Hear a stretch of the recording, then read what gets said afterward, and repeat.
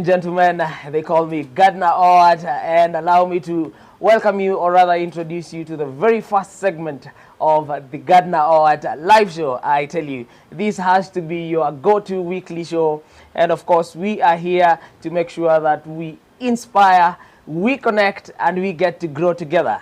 And of course, without much ado, ladies and gentlemen, allow me to introduce you to our very best guest. This is what we call the man of the moment. And I believe he has to be a friend who grew to become a brother. You are very much welcome, brother. Thank you, sir. Sir Alvin Muhanji. In flesh. In flesh and blood, right? Flesh and blood. I know, brother. Thank you for that. So I don't know. I'm not so sure I'll be able to introduce all your accolades. But the best that I know is that he happens to be a teacher of English and literature and an administrator at Roffinfield Group of Schools as well, right? Kabisa. Am I forgetting anything, sir? Zingine zitakuja. Zingine zitakuja, right? Yes. Anyway, less pressure. Ka-flow. I don't know. To our viewers back there, I mean, they could be wondering, you know, who is Alvin, right? In a nutshell, can you just tell us who is Alvin? Could you have been, could you have had maybe a journey, you know? What's your personal story, right? So Yes. Alvin is a small boy making a living. Story Alvin goes back to Nakuru, where I was born, bouncing baby boy. I mean, it's been a journey. It's been God. Ni God. So it goes back to Nakuru, where I was born. I'm the firstborn in a family of 5. And my parents relocated from Nakuru to Nairobi. And we started living in Nairobi. Born and raised in Nairobi. Mimi ni mtu wa ghetto, nimeishi ghetto. Mtu wa Top shot. pale. Kabisa. Right. So I was born in Nakuru, but my parents relocated when I was around 3 years, 4 years. So nimeishi Nairobi, Oyole, started living in Kayole. 1960, eh? Bas, watu wa calligraph, Yeah. 1960 pale. Yeah. So nimeishi Kayole for quite some time. Then we shifted to Umoja, then to Imara Daima, then to Umoja again. So that is life. I went to primary school in Kayole. I did my primary school there. Kidogo I went to boarding 1 year. Maisha kidogo ya boarding. Kakata. Do that thing. Ai, manze. So after that, nikamaliza, nikaenda high school. I went to high school. Sasa hapo high school. Hapo ndio nyota yangu ilianza kung'aa. Ventured into leadership kidogo to positions here and there. I became class prefect kidogo. Dining hall captain. Pale Nyang'ori Boys High School. Kula pause, kunywa maji kidogo.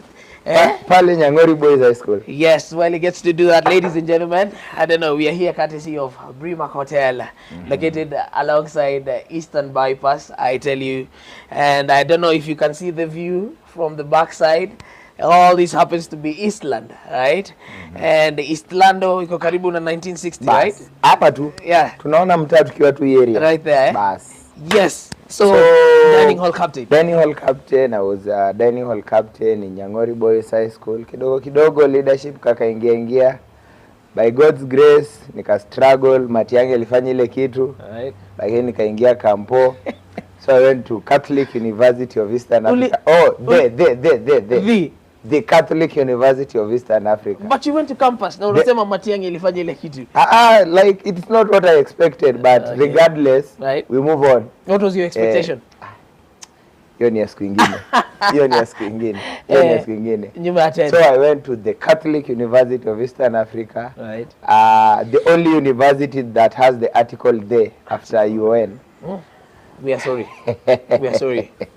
After I was admitted for a degree in education. Right. And I think my campus life was amazing. I learned a lot of things. That is where I grew my leadership skills. I sharpened my public speaking skills. But before that, kuna ka step tumeruka. First year. Kwa comrade bana iko rahisi. I know, for those who don't know, I mean, Alvin, I told you, he's a brother. He's a friend who grew to become a brother, eh? Yeah, sure. And for some reason, we might have gone to the same same university, right? Precisely. Same campus. Na tulikula ndimu pamoja. Pamoja kidogo, right? So first year was a bit hectic, kidogo hivi. But I think I maneuvered. Second year nikaanza kuingia leadership kidogo. Before I knew it, boom, third year I was the vice or deputy president of Catholic University of Eastern Africa. Right. I mean, it was a privilege. That position took me to a lot of places I could never imagine. And shout out to my brother Baraka, whom we've grown together with in campus. We've mentored each other. We've gone places to him. So after campo kidogo nikaamua kuweka story ya leadership kando. So I graduated. After graduating, the hardest part now came in now, job. Adulting, right? Adulting. Hold it, before we even get there, you know, I don't know why you skipped all this, I mean, the entire campaign process, you know? Besides, tell me how you managed to pull through. I mean, you know, we had two campuses. True, One is in Nairobi. We had the main campus in Nairobi, and we had the other one in Eldoret. In Eldoret. Yeah. And then, interestingly, I mean, both of you are sharing these political seats, right? Sure. So that means if we have the president in Nairobi, then definitely we cannot have another president in Eldoret. Exactly. And for some reason you managed to scoop that seat.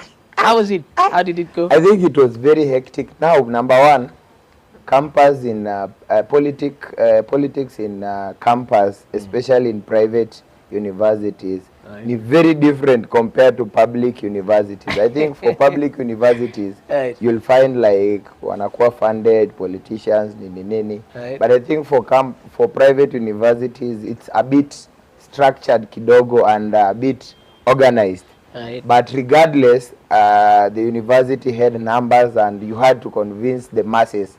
So I could imagine nights where we would sit down with the delegates, because I think right now we are using the delegate system. So we could sit down with the delegates, talk to them, because at that point pia pesa ya campaign pia kidogo hivi tuli struggle manze. Tuli struggle manze. But it was a journey. So we managed to convince the delegates from the Nairobi side to the Eldoret side. It was a hassle. It was a hassle manze. But ni God. Hapo kwa convincing power. Hapo kwa convincing power. I don't know, people out here are worried if you had the power, you know, to convince all these delegates to vote you in. I don't know, have you had a chance to convince a lady out here? Mambo iko jikoni. Tunafika hiyo topic. Is the young man single? Tunafika hiyo topic. Tunafika hiyo topic. Yeah, so just bring it on. Yeah. So it was a really tough campaign, but regardless we managed to emerge victorious together with my brother Baraka. And I think we spearheaded a lot of things in our campus and in the main campus. And I think personally I can say that I left a name and a legacy in the corridors of the university, because there are some small things that we managed to do for the comrades, for the students, and personally I take them to heart. You know, when you walk around the corridors and someone gives you an accolade that at least uli change life yake in one way or the other. Unajua maisha ya comrades bana. I know man. It happens. That's why I thought it wise to make sure that we have this show. I told you in this show we strive to make sure that we inspire, we connect, and we get to grow together, right?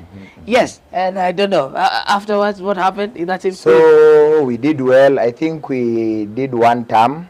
And probably personally I felt like I wanted to go for the second term.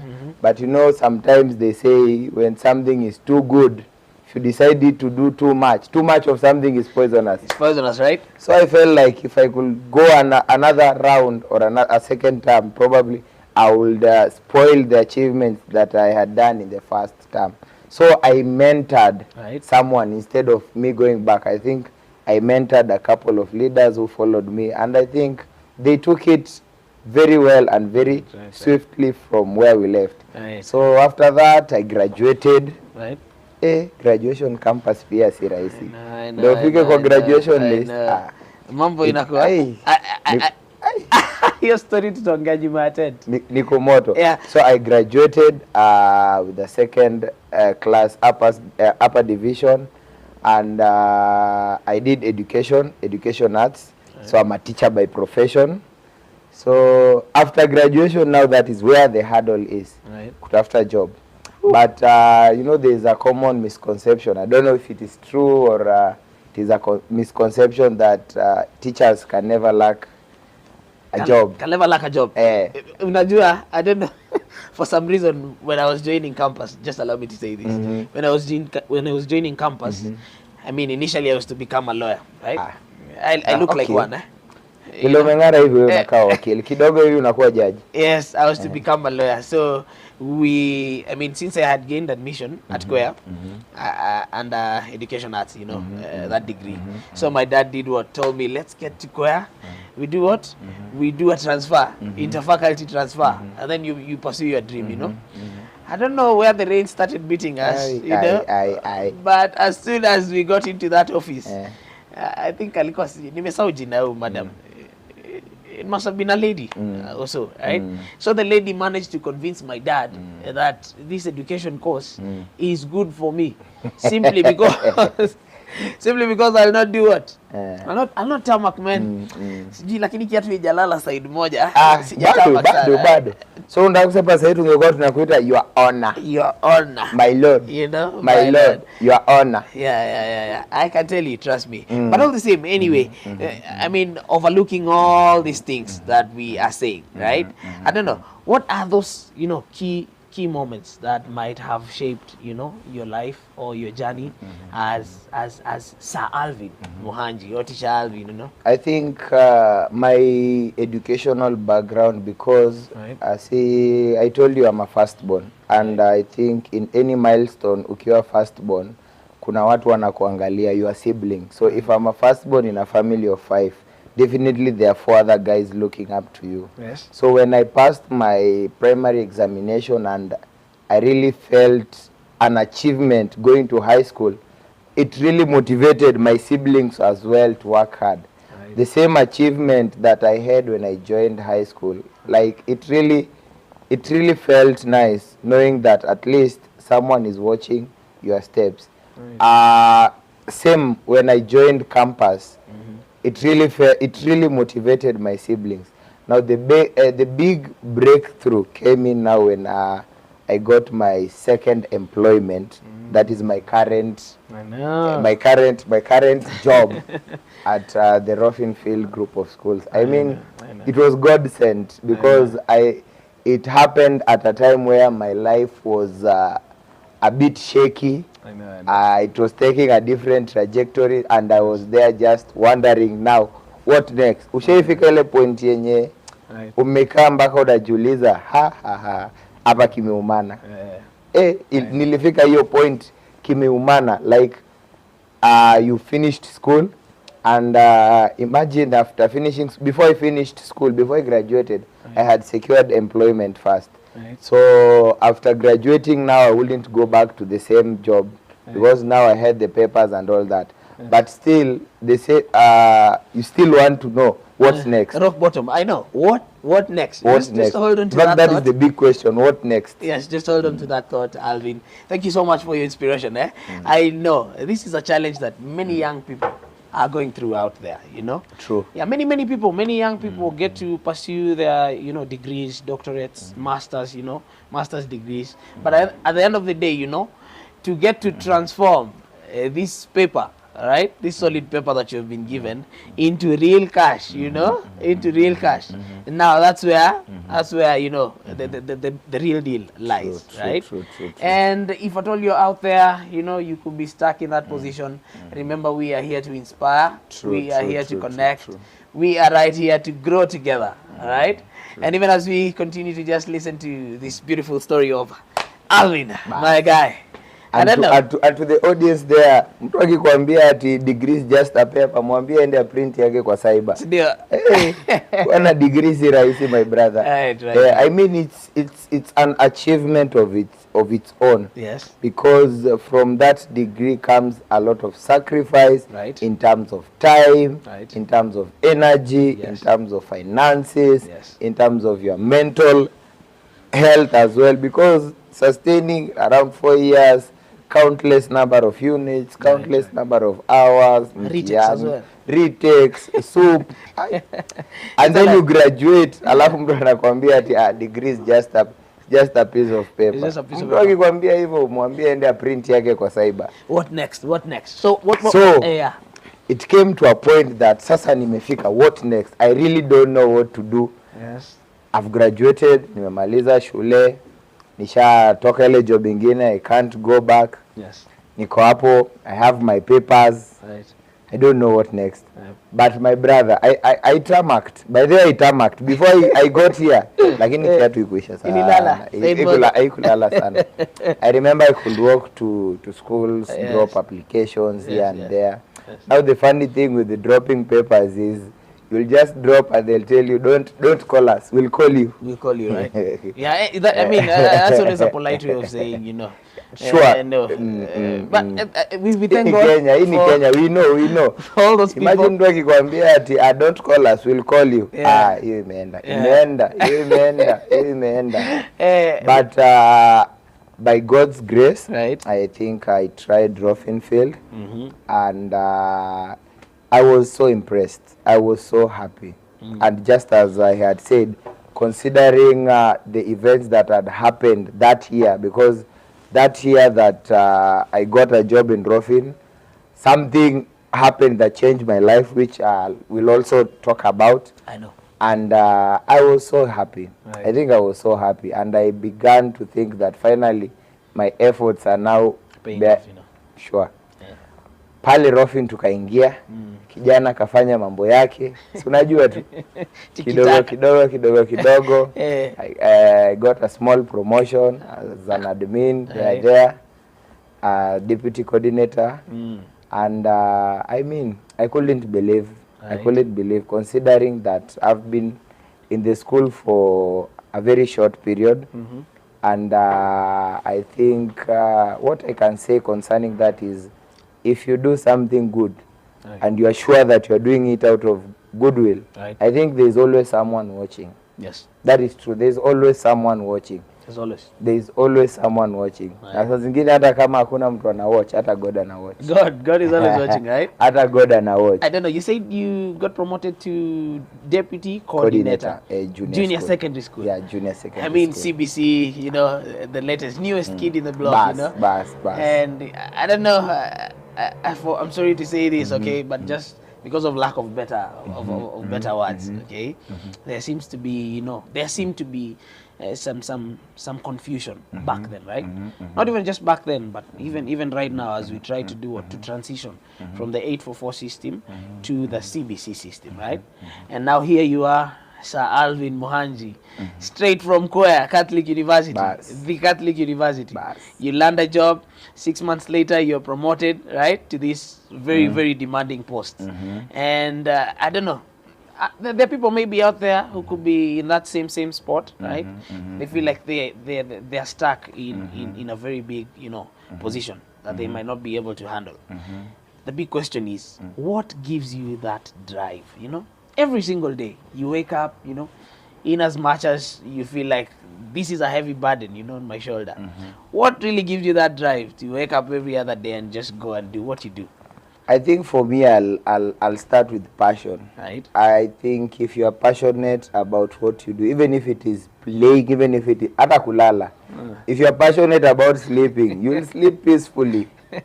If you are passionate about what you do, like you own what you do, like regardless of how tiresome or how cumbersome that task is or that job is, if you are passionate about it, you'll still have that drive to go and do it, because it is in you. It is nikitu unai own, nikitu una feel like this is what I want and this is what I want to do.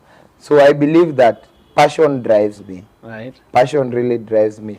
And another thing is knowing what I want in life. Yes. Because now, for you to know what you want in life, it comes, we go to goals. You have goals. Right. And it is the goals that zinakusukuma pali unataka kukua. Right. If I wake up kesho na niseme today I want to do ABC, at the end of the day, yeah, I'll do a self reflection. Have I achieved this? Unaona? Unajita mkutano. Unajita kama mkutano. If you have, and you know goals, tuko na short term, tuko na long term. Yeah. So nikiweka long term goals that in the next 2 years ndakuwa na watoto watano. No, it's very possible. You know? Tano napeleka wapi? 5 is impossible. No, anyway, but I figured out that you have, you know, a big love for children. Yeah. We'll have to talk about that sure. later. Eh?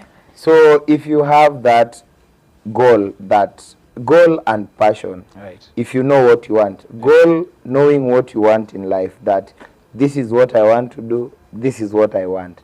Passion is what fuels. Unaona, kitu inakufuel, that if I'm teach passionately. Unaona, then there's nothing I love about teaching or about being with kids than doing it passionately. Unaona, because at the end of the day, as a teacher, mzazi amekupea mtoi, and the future of that child is in your hands. Iko kwa mkono yako hivi. Ni kama hii glass hivi. Nikikupea hii glass hivi na niweke kwa mkono hivi.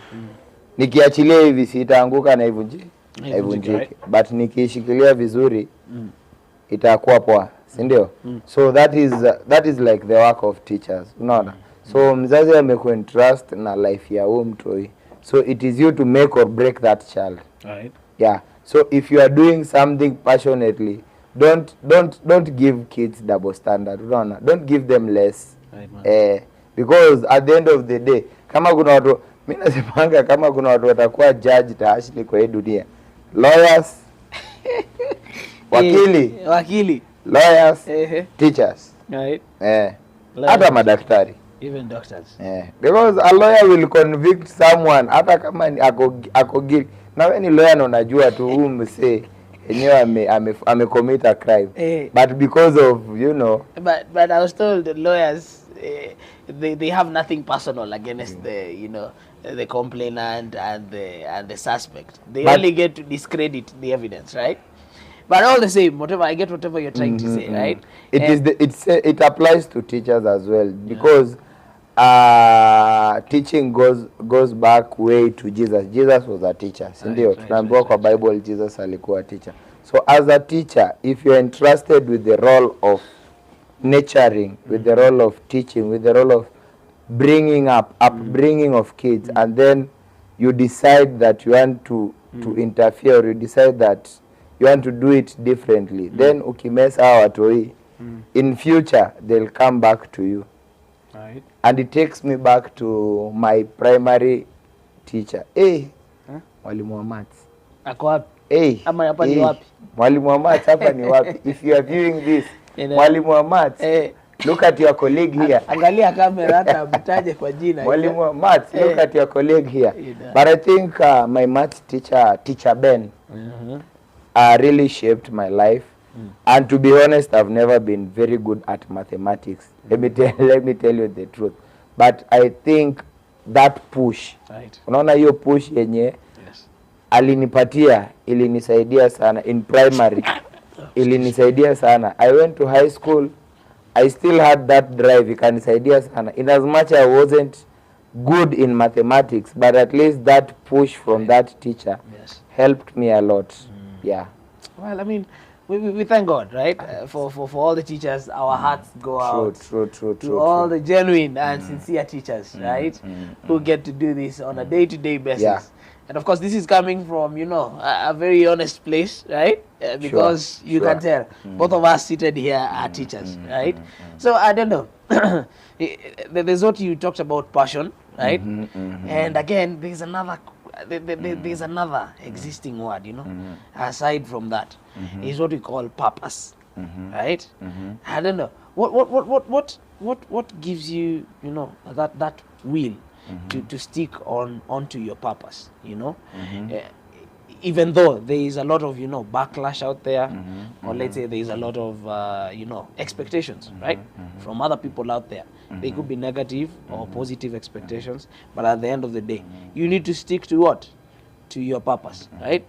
What really gives you that drive at the end of the day? Well, I think, of course, first of all is money. Because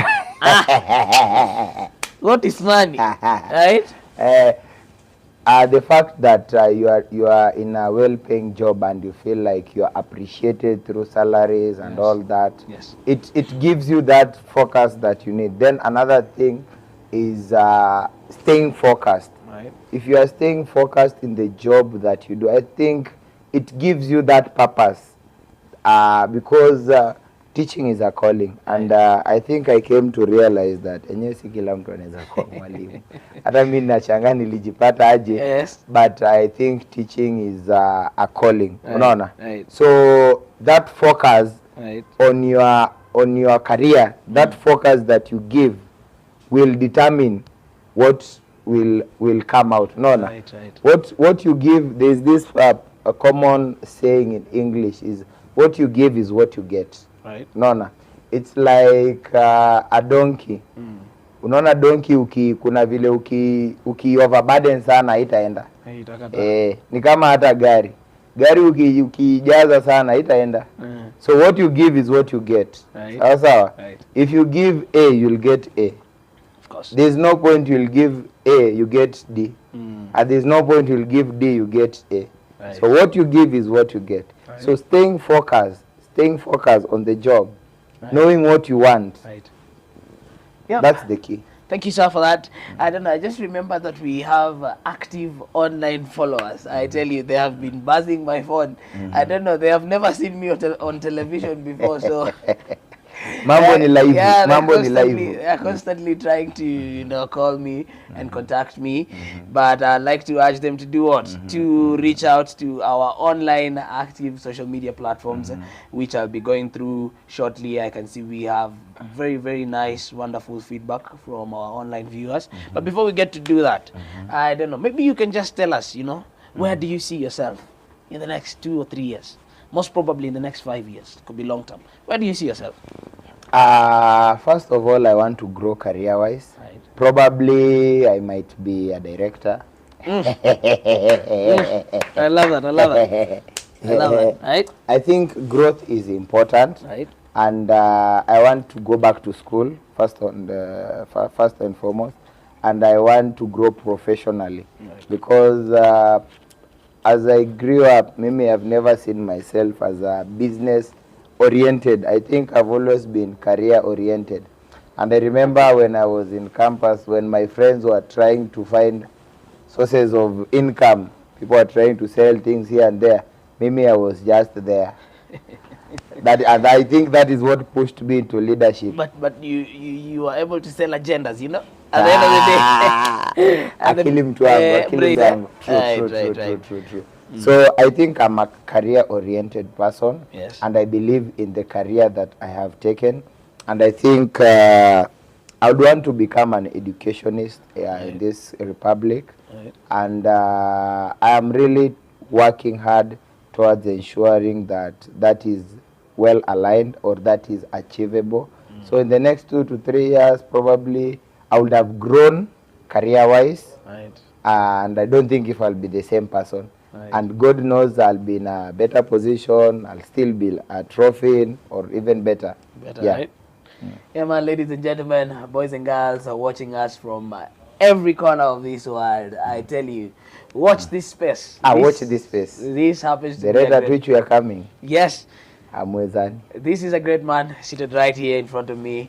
But even before we get to the next segment of this exclusive interview, one-on-one with Sir Alvin Muhanji, ladies and gentlemen, allow me to just quickly go through the few comments that I'm getting from our active followers here on Twitter. I tell you, we have Zablon. Zablon is telling us, anasema show iko moto. Keep it up, Sir Alvin. I see you. You're doing great. Keep on inspiring the young people. Thanks. Right? Hey, he seems to be knowing you. I don't know, for some reason. All the same, we also have Bella. Bella following in closely. Bella says, the show is dope, bro. I never knew that you have this side of you. Right? Kudos. Keep it up, right? Many comments flowing in.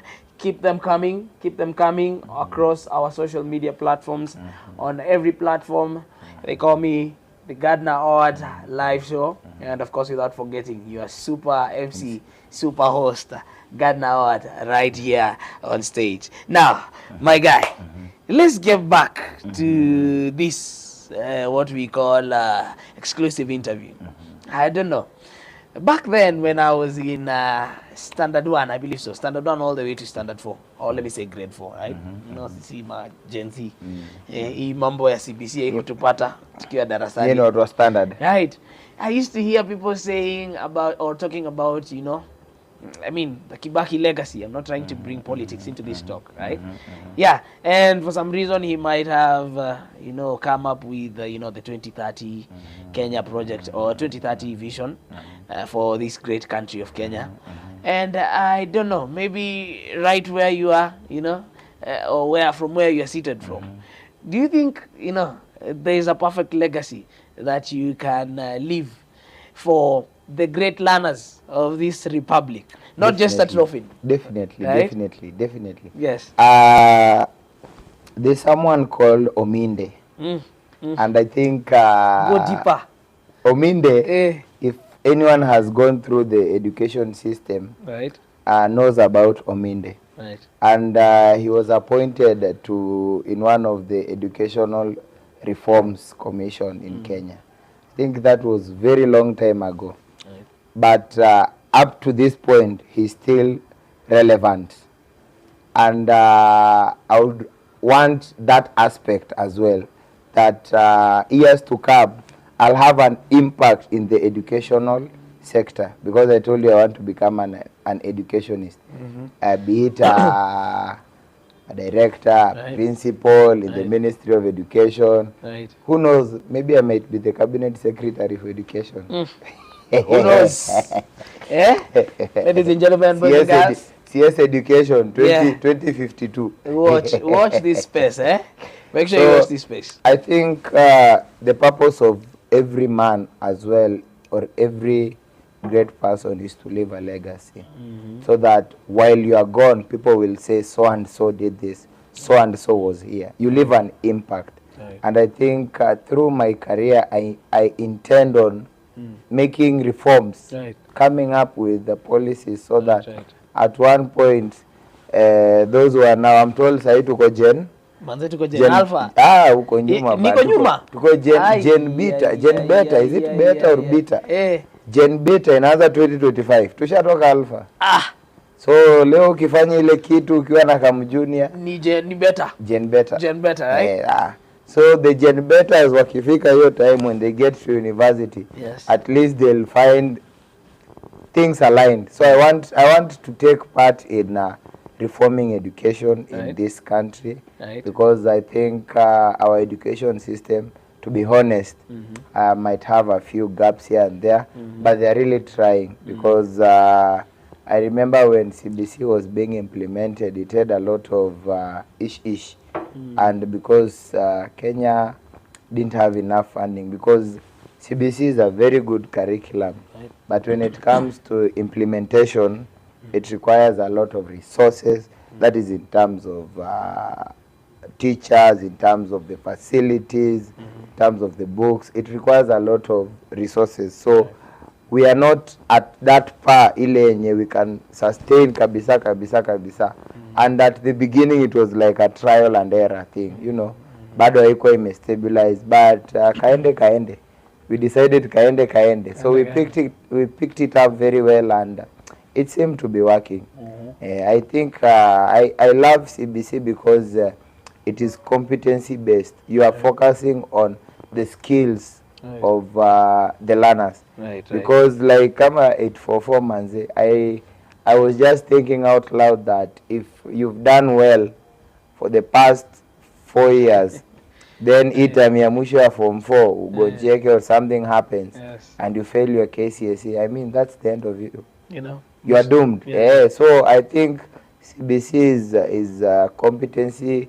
It cares about the skills of these learners, other than as compared to the other curricula. So matters to do with legacy. I want to leave a legacy in the education sector. I want to be remembered as someone who did this and this in the educational reforms. Wow. Itawezekana, si ndio? Inawezekana bro man. Well articulated. Na kwa hiyo story inawezekana. I don't know. I don't know. I've heard you mentioning something to do with cabinet secretary. You know, you never know in the near future. I don't know. Are you by any chance trying to? Are you by any chance trying to announce? Or propose yourself as any? Let me say, candidate. I'm capable. Very capable, right? I'm viable. Yes. Under the Constitution of Kenya, I meet all the requirements of Chapter 6. Right. I'm capable. Yes. If the president decides tomorrow to wake up and appoint me, yes, I can easily go to parliament and face the panel, right? Yeah. So I believe I'm up to task, and I'm still growing. Yes. And they say the more you grow, the more you learn. The more you learn, right? And I think I always have one quote that I really like, that every day is a learning day. It's a learning day. Because what I know today is not what I'll know in the next 5 years. Right. What I know today might not be even what I know in the next 1 hour. Yes. No. Yes. So every day is a learning day. Yes. And I believe as I'm growing and I'm learning new things, I'm shaping my career. Yes. So when that time comes, I'll be very ripe. You'll be very ripe, right? Very ripe. Do you see yourself venturing into politics one of these Fridays? Well, I may not know unless as a retirement package I know, right? back home. But I once had aspirations for politics. I remember back home, my village people. Yes. I think they had proposed me. Walikuwa wanaona nakaa kiongozi, walikuwa wanataka wanipee chief. And then what happened? So I think when I moved back to Nairobi and I started losing touch and all that. But in the coming years, who knows? I may be the next member of parliament. Yes, for a Muhaya constituency in Vihiga County. Ametangaza. Member of parliament in People Muhaya. of Muhaya, watch this space. Yes. Watch this space. You are future member of parliament. Is Bas, seated right here, right? Bas. It's very possible, sir. Kabisa. I believe in you. Kabisa. I trust in you. Thank you, sir. Same case, like Bas. every other person who is watching you. The millions of Exactly. people watching you out there, and they have aspirations and ambitions that they will want to achieve someday. Trust me, this is the perfect show for you. And you are tuned in. You're tuned into the right, or let me say correct show. And I mean, just stay motivated, stay inspired, and remember, we are here to connect and grow together, right?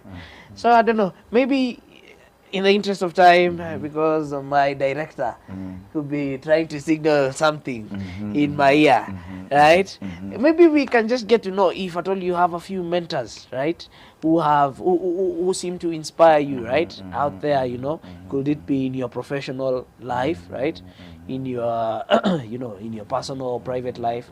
Do you have mentors or people that you look up to? Yeah, sure. If so, what are these things that make you feel like? I think my first mentor is a friend, and when I was in campus, right, she was finishing up her PhD.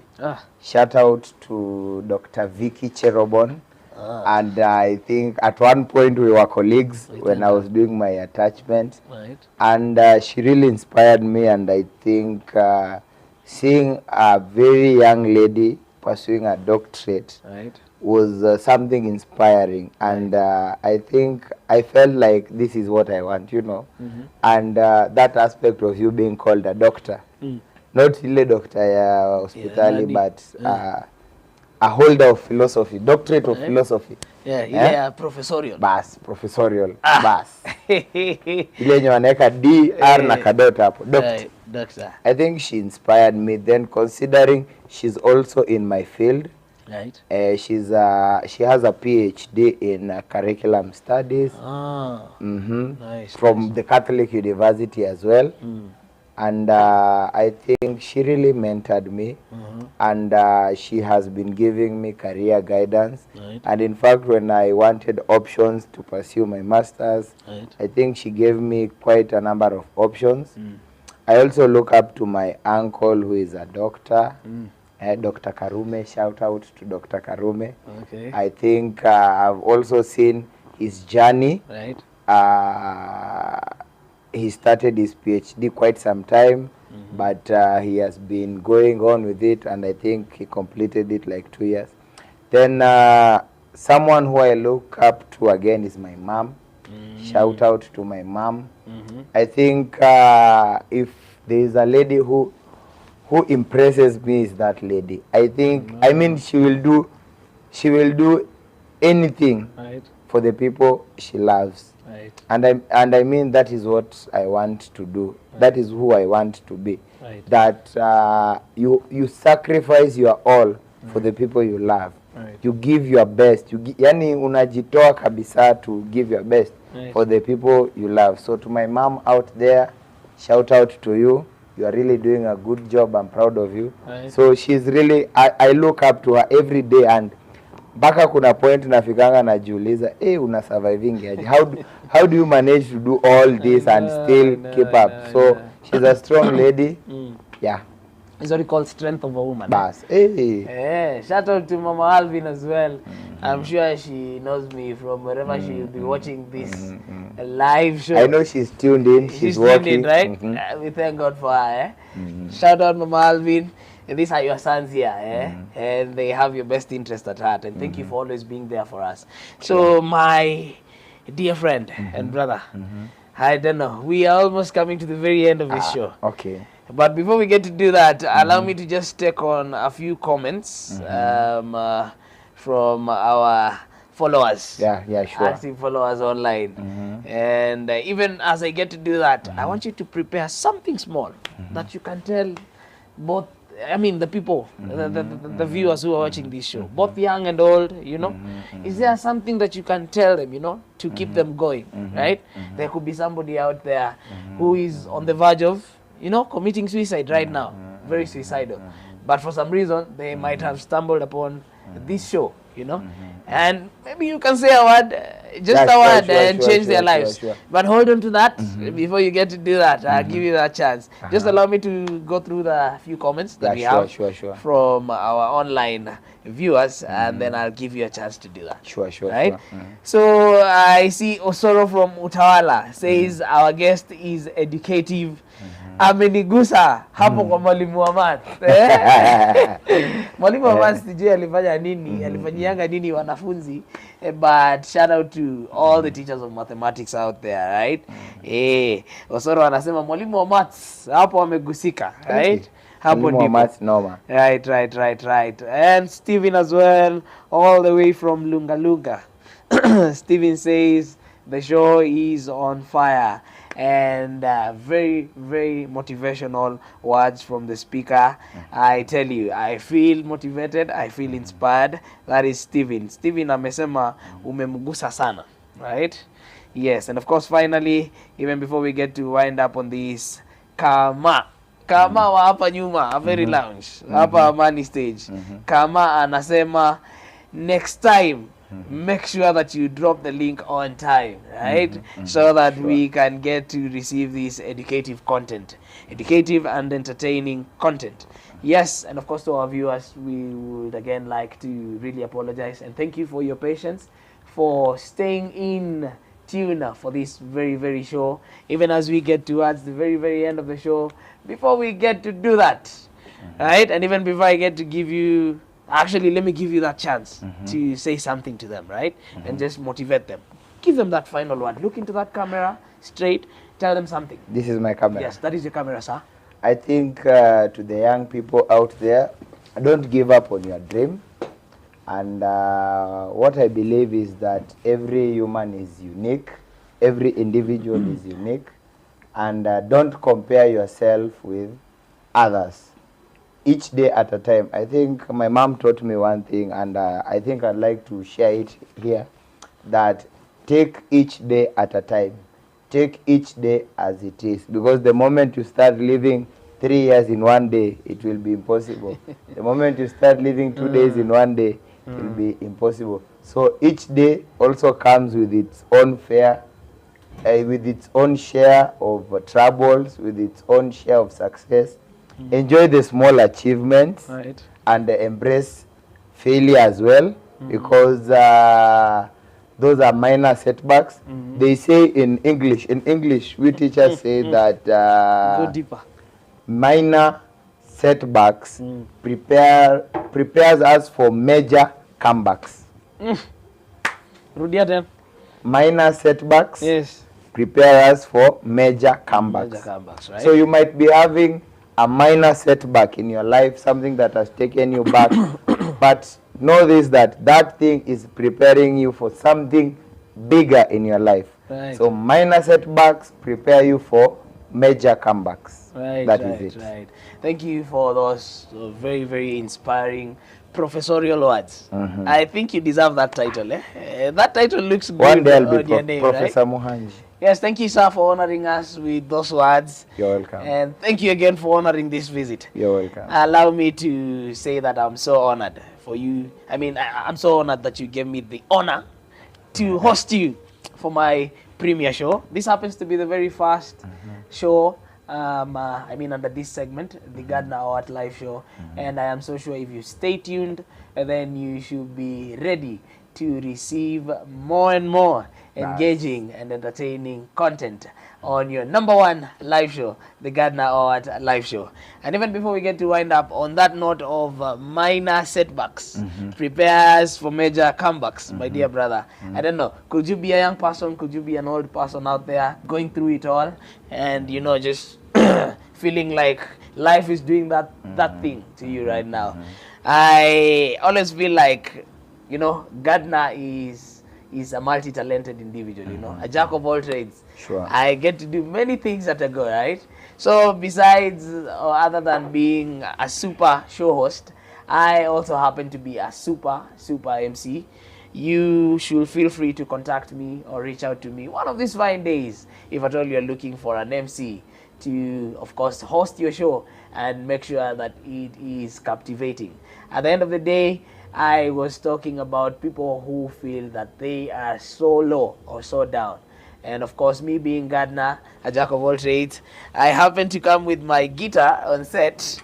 And I don't know, Muziki itambe. Muziki Itambe, if you can allow me, I might have composed an original composition here some time back, right? And by the time I was writing this song, my dear viewers, I was very depressed. I was so down, right?